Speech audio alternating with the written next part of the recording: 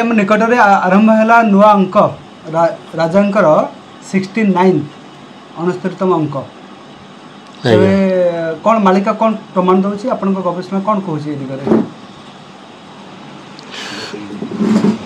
आपणकर हाड़ीदास ग्रंथावली हाड़ीदास लिखिले हरिहर धाता मूर्ति पूजिबी पयरे अणस्तुरी अंके हेब मने रखबारे आहे प्रभु दोष एबे क्षमा कर मोर छतिया निवासी कहे हाड़िया कमार हाड़ीदास ग्रंथावली लिखिले जगन्नाथ बलभद्र सुभद्रा मूर्ति मो छतिया को आसी पहुँचब मु हरिहर दाता मूर्ति पूजिबी पयरे अणस्तुरी अंके हेब मने रखबारे दिव्यचंद्र जो अणस्तुरी अंक हो मसीह जगन्नाथ बलभद्र सुभद्रा को मूर्ति आसी पहुँचब मुझे पूजा करी तेणु अणस्तुरी अंक आपणकर छतिया हाड़ीदास बर्तमान अच्छा अंक से जगन्नाथ बलभद्र सुभद्रा को पूजा करेंगे पूजा करेंगे आज्ञा पूजा कर अर्थटा कौन माने जोड़ा मालिका लेखा अच्छी जे कि ऋषि नहीं जाऊ महाप्रभु श्री जगन्नाथ को आ गाड़ी अटकी जीव आम बरी स्टेशन रे तापर महाप्रभु रे 1.5 दिन रे झाड़ेश्वर मंदिर रे तापर पुणी 7 दिन श्रीक्षेत्र पलटिव छतिया बट यहाँ से इनसीडेंट ना कि अलग आप नहीं सही कथा माने भूरी सबाजे चीनु आसी तोते टाकिण थिब बसी बैरू नेबे छतिया को भकते तोदारू मूर्ति को भूरी सबाजे कढ़ई रे छिंडाई देव निश्चय रेले बैरू नेबे छतिया को भकते तो दारू मूर्ति को माने दारू मूर्ति कहले लिंब काठ तैयारी होता जगन्नाथ मूर्ति बलभद्र मूर्ति सुभद्रा मूर्ति को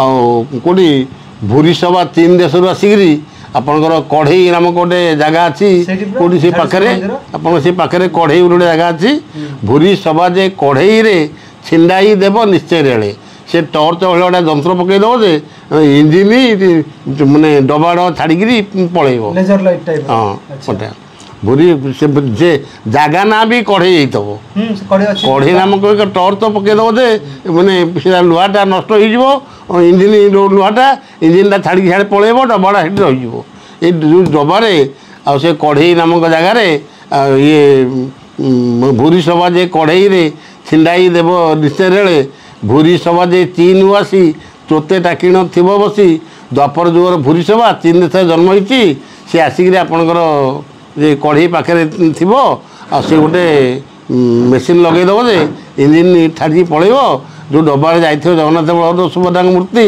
ताको से कढ़ई पाखे रखिकी से 2.5 घंटा काल रखिए कौटी से कढ़ई गाँ मंदिर रे से मंदिर बोधे चूल मरा आईन थो ना कौन गोटे थी गोटा किसी गोटा कारण किसी थी से मंदिर रे 2.5 घंटा तापर छतिया जी बुझे क्या तेणु यही कथाटा यही माने 25 भाद्रव ठारू आपणकर 26 भाद्रव भितर आपणकर 69 अंक दिवस नहीं कि से लिखले परा फुटीब नाही कमल फाटी जीव माटी 67 रे पाइब यही प्रमाणटी है ठीक है 22 पाव छड़ेई लहड़ी आसीब अमरारी निकटरे प्रभु धरा हेब हरिहर धाता मूर्ति पूजिबी पयरे अणस्तुरी अंके हेब मने रखबारे आहे प्रभु दोष मोर एबे क्षमा कर छतिया निवासी कहे हाड़िया कमार कले आपणकर 67 अंक दिवस होते मैंने पोखरी गुड़ा सुखीज भीषण खरा हम आपन 7 दिन जोरे खरा होता नईनाल पोखरी सुखीला ठीक हम मु मना करूनी फुटब ना कमल फाटी माटी माटी फाटी होता 67 पाइब यही प्रमाणटी 22 पाबछ डेई लहड़ी आसब अमरारी निकटरे प्रभु धरा हेब ବୁଝିଲା ଆଜ୍ଞା।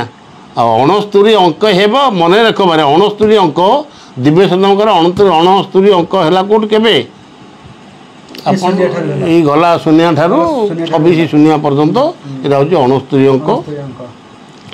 ଏଇ ଭିତରେ କେଉଁଠି ନାଥ ବଳଭଦ୍ର ମୂର୍ତ୍ତି ନେଇକି ଯାଉଥିବ ରେଳରେ ଏ କଡ଼େଇ ଷ୍ଟେସନରେ।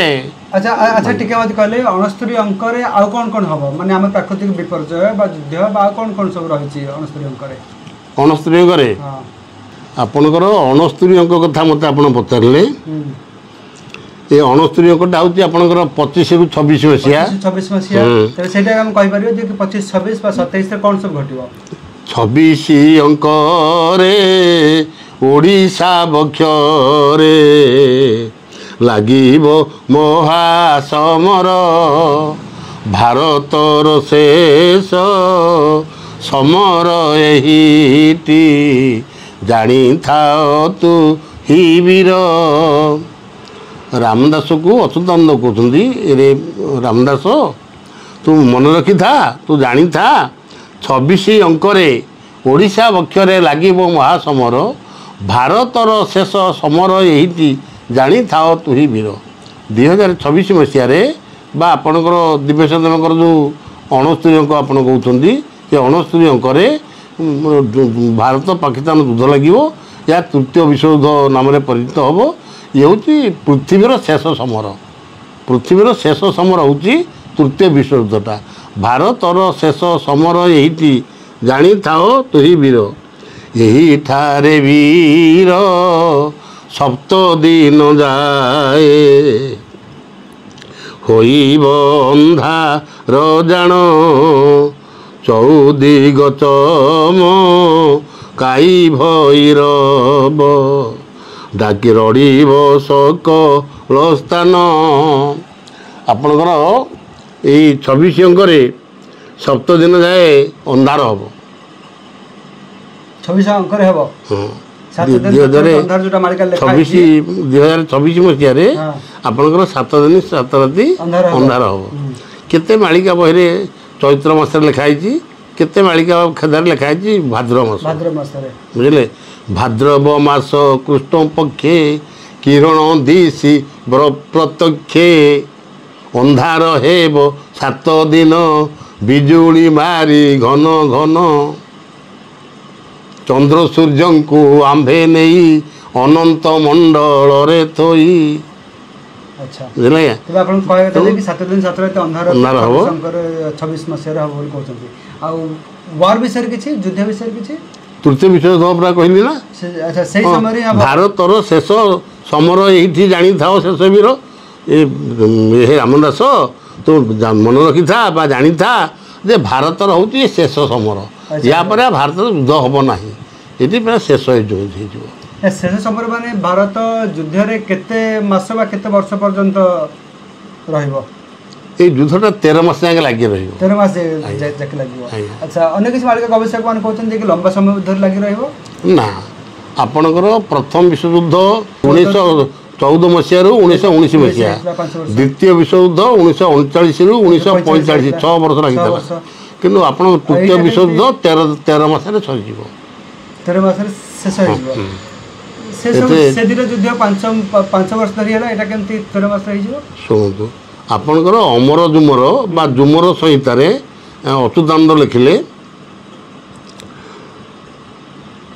ମହାଭାରତ ଯୁଦ୍ଧ ଓଳିଏ ବାକି ଥିବ ଏହି ଓଳି କରେ 13 ମାସେ ଭୋଗ ହେବ। ମହାଭାରତ ଯୁଦ୍ଧ 18 ଦିନ ହେବାର ଥିଲା, ତା 17 ଦିନ ଓଡ଼ିଆରେ ଶେଷ ହେଇଗଲା। ଆଉ ଓଳିଟା ଯୁଦ୍ଧ ବାକି ଥିଲା, ସେଇ ଓଳିକୁ ବର୍ତ୍ତମାନ ମାନେ ତୃତୀୟ ବିଶ୍ୱଯୁଦ୍ଧରେ ପରିଣତ ହେବ। ତେଣୁ ତୃତୀୟ ବିଶ୍ୱଯୁଦ୍ଧ 13 ମାସେ ହେବ। ସବୁ 13 ହେବ। ଏ ଯୁଦ୍ଧ ହେବ 13 ମାସେ। ୟାକୁ 13ଟି ଦେଶ ମିଶିକିରି ଏ ଯୁଦ୍ଧକୁ ଭାରତ ବିରୁଦ୍ଧରେ ଲଢ଼ିବେ। 13ଟି ଦେଶ। ଆଜ୍ଞା, କ'ଣ ଲେଖା ହେଇଛି ମାଳିକାରେ? ଏହି ଭାରତ ସଙ୍ଗେ ପାକିସ୍ତାନଟି ରଙ୍ଗେ କାଶ୍ମୀର ପାଇଁ କରିବ ସମର ଘୋର। ଯେତେବେଳେ ଭାରତ ସାଙ୍ଗରେ କାଶ୍ମୀରକୁ ନେବା ପାଇଁ ପାକିସ୍ତାନ ଯୁଦ୍ଧ ଆରମ୍ଭ କରିବ, ଏହି ଯୁଦ୍ଧରେ ପୁଣି ଚୀନ ସୈନ୍ୟ, ତୁର୍କୀ ଇରାକ ଜାଣ, ବ୍ରିଟିଶ ଦେ ଆମେରିକା ସର୍ବେ ମିଳିଣ, ପାକିସ୍ତାନକୁ ବଳ ଅସ୍ତ୍ରଶସ୍ତ୍ର ଆବର, ଯୋଗାଇ ଦେବେ ଏକଥା ନିଶ୍ଚିତ ଘେନ।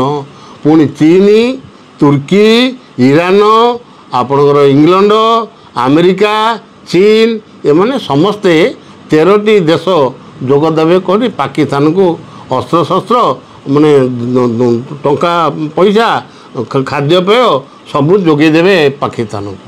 আচ্ছা আপন এপট কହୁଛନ୍ତି যে কি চীন আমেরিকা এମାନେ ସମସ୍ତେ ପାକିସ୍ତାନକୁ ସପୋର୍ଟ କରିବେ। ବର୍ତ୍ତମାନ ତ ସିଚୁଏସନ୍ କିଛି ଅଲଗା ହେଇଛି। ଯେତେବେଳେ ଟ୍ରମ୍ପ ବର୍ତ୍ତମାନ ଲଗେଇଲେ 50% ଟାରିଫ ଭାରତ ଉପରେ, ବର୍ତ୍ତମାନ ଚୀନ ହେଇଯାଇଛି ଭାରତର ନୂଆ ସାଙ୍ଗ। ଶୁଣନ୍ତୁ ଆଜ୍ଞା, ଆପଣଙ୍କର ମୋଦି ଚାଇନା ଯାଇଥିଲେ, ଚାଇନାରେ ଯେଉଁ ସଭା ହେଲା, ଏ ସଭାରେ ରୁଷିଆ, ଚାଇନା, ଭାରତ ଏସବୁ ମୋଦି ସହିତ ସବୁ ସମ୍ପର୍କ ସ୍ଥାପନ କରି ସମସ୍ତେ କାଳେ ମିଶିଗଲେ। ବର୍ତ୍ତମାନ ଆମେରିକା ଥରହର ହେଲାଣି, ଆମେରିକାକୁ ସମସ୍ତେ ଭୟ ଦେଖେଇଲେଣି। ତେଣୁ ଆମେରିକା ମଧ୍ୟ କଡ଼ା ଜବାବ ବି ଦେଉଛି। ତେଣୁ ଭାରତ ବି କଡ଼ା ଜବାବ ଦେଉଛି, ରୁଷିଆ ବି କଡ଼ା ଜବାବ ଦେଇଛି, ଚାଇନା ବି କଡ଼ା ଜବାବ ଦେଇଛି। ଗଲାକାଲି ବି ଚାଇନାର ମୁଖ୍ୟ ଯିଏ, ରୁଷିଆର ଯିଏ ମୁଖ୍ୟ, ସମସ୍ତେ ବି ୟାକୁ ଆମେରିକା ଟ୍ରମ୍ପକୁ ମଧ୍ୟ ବହୁତ ଭର୍ତ୍ସନା କରିଛନ୍ତି। ତେଣୁ ଆପଣ ଏଗୁଡ଼ା ସବୁ ରହିବନି ଆଜ୍ଞା। ସେ ଅଚ୍ୟୁତାନନ୍ଦ ମାଳିଆ କୋଉଠି ଭୁଲ ହେଇନି। ସେ ଚାଇନା ମଧ୍ୟ ପାକିସ୍ତାନକୁ ସମର୍ଥନ କରିବ। ଆଚ୍ଛା ମାନେ ଚାଇନା ଆମର ମିତ୍ର ରାଷ୍ଟ୍ର ହେଇ ଆପଣଙ୍କର ଏବେ ଆମେରିକା ଭାରତକୁ ଭଲ ପାଉଥିଲା ନାଇଁ କି ପାକିସ୍ତାନ ବିରୁଦ୍ଧରେ, କିନ୍ତୁ ଏବେ ଆମେରିକା କ'ଣ କଲାଣି, ପାକିସ୍ତାନକୁ ଟଙ୍କା ପଇସା ଯୋଉଠି 400 କୋଟି ଟଙ୍କା ଦେଇଛି। ଏ 7ଟା ଦିନ ଭାରତ ସହିତ କାଶ୍ମୀର ଏ ପାକିସ୍ତାନ ଯୁଦ୍ଧ କଲା। 7ଟା ଦିନ ଯୁଦ୍ଧ ହେଲା ଯେ 400 କୋଟି ଟଙ୍କା ଦେଇଛି ଆମେରିକା ପାକିସ୍ତାନକୁ। ଆପଣ ହିସାବ କଲେ ସେ କେତେ ଭଲ ପାଉଛି ପାକିସ୍ତାନକୁ। କିନ୍ତୁ ଭାରତକୁ ତ 6 ମାସ ତଳେ ବହୁତ ଭଲ ପାଉଥିଲା, 7 ମାସ ତଳେ ଭାରତକୁ ବହୁତ ଭଲ ପାଉଥିଲା, ଏବେ ମୁଁ ଭାରତ ଶତ୍ରୁ ହେଇଗଲା। ସେଠି ଚାଇନା ଭାରତକୁ ଭଲ ମାଳିକା ଲେଖିଛି ନା, ଆମେ ଲେଖିଛୁ କି? ମୁଁ ଦେଖିଛି ଅଚ୍ୟୁତାନନ୍ଦ। ପୁଣି ଚୀନ ସୈନ୍ୟ, ତୁର୍କୀ, ଇରାକ ଜାଣ, ବ୍ରିଟିଶ ଯେ ଆମେରିକା ସର୍ବେ ମିଳିଣ, ପାକିସ୍ତାନକୁ ବଳ ଅସ୍ତ୍ରଶସ୍ତ୍ର ଆବର ଯୋଗାଇ ଦେବେ ଏକଥା ନିଶ୍ଚିତ ଘେନ। ଆପଣଙ୍କର ବମ୍ଠୁ ଆରମ୍ଭ କରି ଅଣୁ ପରମାଣୁ ଅସ୍ତ୍ରଠୁ ଆରମ୍ଭ କରି ଖାଦ୍ୟପେୟଠୁ ଆରମ୍ଭ କରି ସବୁ ହିଁ ପାକିସ୍ତାନକୁ ଏମାନେ ଯୋଗାଇ ଦେବେ। ଏହା ଦେଖି ରୁଷିଆ ଆସି ହୋଇବ ଠିଆ, ଭାରତ ସମର କ୍ଷେତ୍ରରେ ସେ ଏକୁଟିଆ ରୁଷିଆ ଆସିକରି ଭାରତ ସପକ୍ଷରେ ଛିଡ଼ା ହେବ। ଜାପାନର ରାଗ ଥିବ ହିରୋସୀମା କଥା, ପକାଇଥିବ ବମ ଯୁଦ୍ଧରେ ଜାଣିଥା, ସେହି ରାଗ ନଲିଭିବ ଜାପାନର ଜାଣ, ଭାରତ ସପକ୍ଷରେ ଏହି ଆରମ୍ଭୀବରଣ। 1945 ମସିହାରେ ଆମେରିକା ଜାପାନରେ 2ଟା ବମ୍ ପକାଇକିରି ତା'ର ହିରୋସୀମା ଆଉ ନାଗାସାକି ଯୋଡ଼ିଏ ସହରକୁ ଧ୍ୱଂସ କରିଦେଲା। ଅଦ୍ୟାବଧି ଏଠି ଦୁବ ବି କଳୁନି। ତା ଚାରିପଟେ ଯେତେ ପିଲା ଜନ୍ମ ହେଉଛନ୍ତି ସବୁ ବିକଳାଙ୍ଗ ହେଇଯାଉଛନ୍ତି। ତେଣୁ ସେହି ରାଗଟା ଆମେରିକା ଉପରେ ସୁଝିବା ପାଇଁ ପାକିସ୍ତାନ, ଆମେରିକା ଯେତେବେଳେ ଚାଇନାକୁ ପାକିସ୍ତାନକୁ ସପୋର୍ଟ କଲା, ତେଣୁ ଜାପାନ ଯେମିତି ଭାରତକୁ ସପୋର୍ଟ କରିବ। ଜାପାନର ଅନୁରୋଧରେ ଜର୍ମାନ ମିଶିବ, ଭାରତ ସପକ୍ଷରେ ସେ ଯୁଦ୍ଧ ଆରମ୍ଭିବ। ଜର୍ମାନ, ଜାପାନ, ରୁଷିଆ, ଭାରତ ଇଏ ଗୋଟାଏ ପଟେ, ଆଉ ସେ 13ଟି ଦେଶ ଗୋଟାଏ ପଟେ। ଆଚ୍ଛା ମୋତେ ଟିକେ କଥା କହିଲେ, ଏ ଯୁଦ୍ଧ ନେଇକି ଆପଣ ଯେତେ ଗୁଡ଼ିଏ ଦେଶର ନାଁ ନେଇଗଲେ, ସେ Pakistan, America, Russia, Japan, German, Hiroshima, Nagasaki, ଯେତେ ଗୁଡ଼ିଏ ସହର ଆଉ ଦେଶର ନାଁ ଆପଣ ନେଇଗଲେ, ଏସବୁ ଦେଶର ନାଁ ସହରର ନାଁ କ'ଣ ମାଳିକାରେ ଲେଖା ରହିଛି? ହଁ ଆଜ୍ଞା, ଲେଖା ନେଇ ଆଉ ହଲା ଗୁଡ଼ା କେମିତି ନୂଆ ମାଳିକା ହେଇଥାଇପାରେ? ନାଇଁ ଆଜ୍ଞା, ନୂଆ ମାଳିକା ନୁହେଁ, ଏଇଟା ପୁରୁଣା ମାଳିକା। କେଉଁ ମାଳିକାଟା? ମାଳିକା ଗ୍ରନ୍ଥ এটা হচ্ছে কলি ভবিষ্যন্ত মালিকা। କଳି ଭବିଷ୍ୟତ এটা 1987 কিংবা 88 মସିହାର ପ୍ରିଣ୍ଟ। ପ୍ରିଣ୍ଟ କେଉଁଠି ପାଇଥିଲେ ଆପଣ ଏଇଟା? ନେମାଳରୁ। ନେମାଳରୁ। ଏଇଟା କ'ଣ ମାନେ ଗ୍ରନ୍ଥ ନା ଖେଦା ନା କ'ଣ? ନାଇଁ ଏଇଟା ହେଉଛି ପ୍ରିଣ୍ଟ ବହି। ପ୍ରିଣ୍ଟ ବହି। ଆଚ୍ଛା ଆପଣ ଯେଉଁଟା ଟିପିକି ଆଣିଥିଲେ ଖେଦାରୁ ସେଟା କ'ଣ? ସେଗୁଡ଼ା ତ ପଦ୍ମ ଗଳ୍ପ ଆଉ ସେସବୁ ଅଲଗା କଥା ଆଜ୍ଞା। ଆଚ୍ଛା ଆଚ୍ଛା। ଆଉ ଗୁପ୍ତ ଖେଦା ମାଳିକା ବି ଅଛି ନାଇଁ କି? ୱାର୍ ବିଷୟରେ ବେଶୀ ପରିଚୟ କେଉଁ ମାଳିକା ଗ୍ରନ୍ଥ ଦେଉଛି? ଯୁଦ୍ଧ ବିଷୟରେ କେଉଁଥିରେ ବେଶୀ ଲେଖା ହେଇଛି? ଗୁପ୍ତ ଖେଦା ମାଳିକାରେ ଲେଖା ହେଇଛି। ଗୁପ୍ତ ଖେଦାରେ ନାଇଁ କି? ଆଚ୍ଛା।